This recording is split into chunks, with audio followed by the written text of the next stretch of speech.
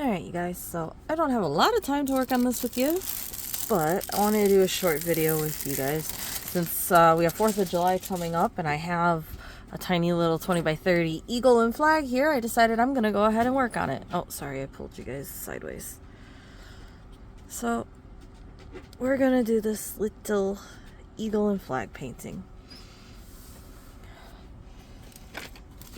I haven't straightened it out. If you can tell, there's still the bumps there where it was wrapped around the drills.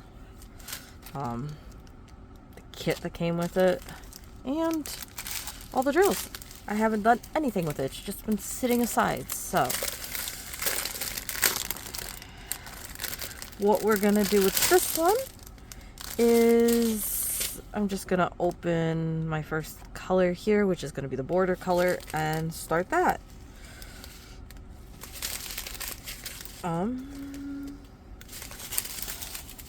Since it is such a small painting, I am just doing one color at a time and then taping the color shut once I'm done with it.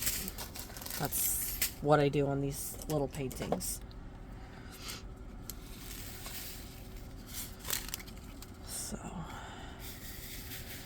hopefully you guys, if you're doing the holiday stuff, you have a nice holiday. Or depending on when I upload this video, had a nice holiday. I'm hoping to upload it before the holidays, but hey, who knows, right? So, either way, hopefully you had a nice holiday, or hopefully you're gonna have a nice holiday. I personally am not doing anything, which is nice. I get to just stay at home and do nothing. Maybe get some more of my diamond painting done, but like, yeah.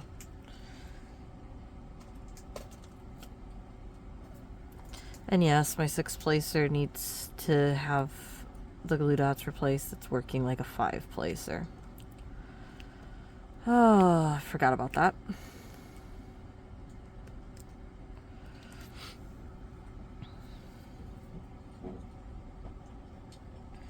I don't really know what exactly I want to talk about, but just wanted to do a quick little chat video with you guys. Like I said, it is going to be a quicker one.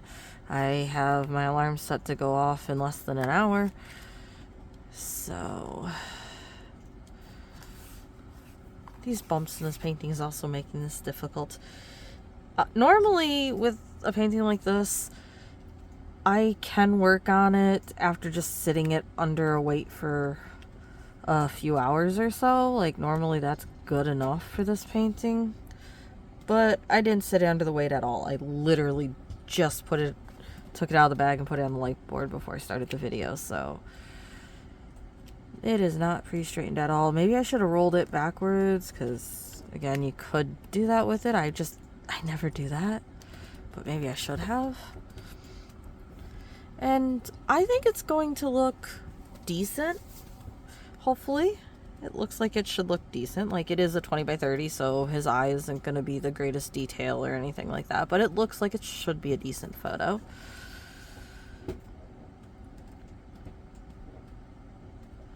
Lucky for me, my dogs don't mind fireworks, but holy crap, was somebody being crazy.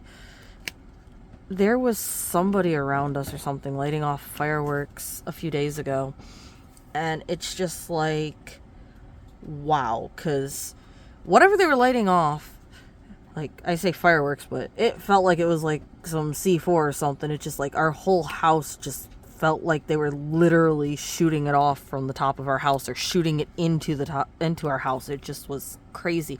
And I was trying to sleep, and it just like, yay.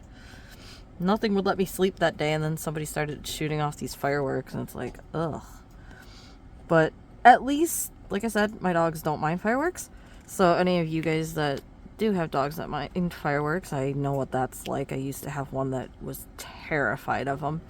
Hopefully you guys can manage that. I know multiple people have different ways of managing it. Some can kind of drug them, and then, you know, some of them just cuddling with them. One way that I know worked for me with some dogs that I've had is distractions. So if they like treats enough and stuff like that, if you can sit there and just do some training with them. keep their mind off of the noise going in the background and on the food and a task, sometimes that really works. I had one dog, it's my mom's dog, when I was younger, still living with my mom. How do I word that? Anyway, my mom's got this dog, and again, it was a little more complicated than just my mom's dog too, but for simplistic of story, I was still living at home. My mom had a dog that was a younger dog that we had got, and I think it was like its first time being in the house once we turned the furnace on or something like that. And she was asleep, and I've always been like a night owl, so I was awake, everybody else was asleep, and the dog was terrified of the furnace kicking on. So I ended up asking the dog to sit, to shake, to, just do a few tricks repeatedly. Lay down, sit, stand up, shake hands, sit, just constant, repetitive, do a task for me, do a task for me, do a task for me, and giving it some treats while doing so. And the dog decided, oh, okay, the furnace isn't bad. It's just background that doesn't matter anymore. Got focused on the treats, got focused on doing what I asked it to do, completely forgot the furnace was going, and never had an issue again after that. Granted, it was a young puppy, so trying to do something like that with an older dog might not work as well, but it's worth a shot. Try distracting them, try getting them used to it. I know some people have said, try to use some, firework audio quietly in the background, when you feed them or something like that, and try to get them used to the sound, and that you can train during it, and that sometimes can work to kind of teach them, oh, it isn't bad, it's actually good, it actually equals something. So I don't know, you could try doing something like that.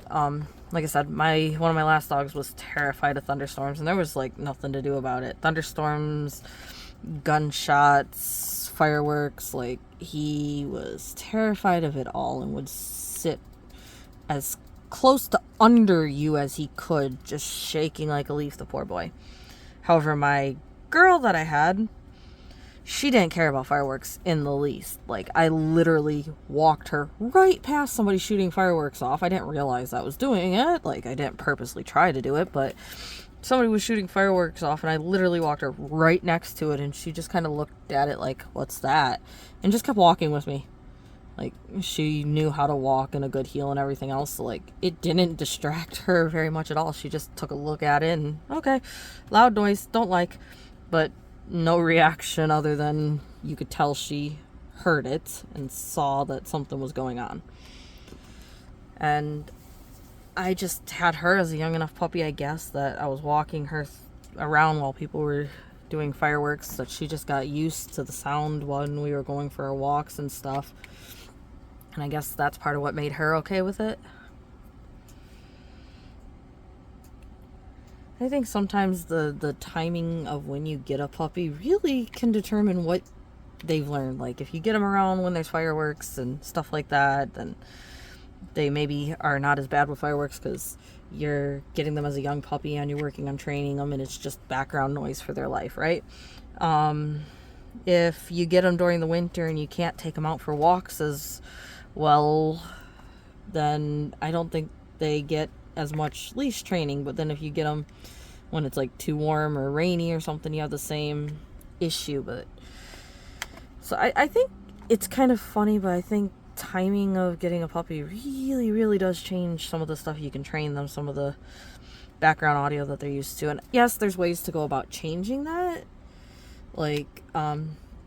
I watch a few people that breed dogs on YouTube now and then, and one of the ladies, she literally makes sure she runs a vacuum when her puppies are still just getting their ears and stuff like that, and she'll try a really quiet vacuum and then kind of go to a louder vacuum. She'll also make sure she sits there with a squeaky toy or a bell or any other, weird noises, and slowly ramp up what the noise is while the puppy is getting its hearing and getting its eyesight. So it literally starts out knowing all that, and then she'll make sure that it has different obstacles to try to run through and run over, just to teach it that like a rocking item is not scary and a moving item isn't scary. Like, really nice breeder. Like, that's how you should breed and raise puppies. If you're going to, it just like try to get them used to everything in the world you can before they go anywhere. I've seen another person that, I don't think they breed them, I think they train them. They literally get like a kiddie pool full of water bottles, so it goes crink, crink, crink and stuff like that, so that they can get used to jumping into this crinkly sound to fetch a ball or to dig for a toy or something, so they get used to all the noises. So, yeah, there is some things that can be tried even on adult dogs and younger dogs. It just takes longer with adult dogs, but with puppies it's quite quick. So anyway, after all of that, still watching the 1% Club. Actually got a new episode to watch. Quiz with Balls. Started watching Supernatural again, so got further on that. Still quite far behind the finish of that though, but getting there. Obviously still have Criminal Minds going, and A-Team. Have watched a little bit more of that. Watched a few crappy movies. Not that I purposely, picked crappy movies, but yeah, crappy movies. Oh, gotta stop. Alright, sorry about that. There was a little distraction. Anyway, I'm going to have to get ready to leave. So, hopefully you guys have a nice day, night, or morning. Again, hopefully your holiday goes well. And again, if you want to try getting your dog used to it, try some yummy food, try their favorite toy or something. Just occupy their mind. Don't let them focus on what's going on around them, and that might help. So hopefully you guys enjoyed this quick little video. I know I've been doing a lot of quick little videos for you guys, so I will have more for you guys.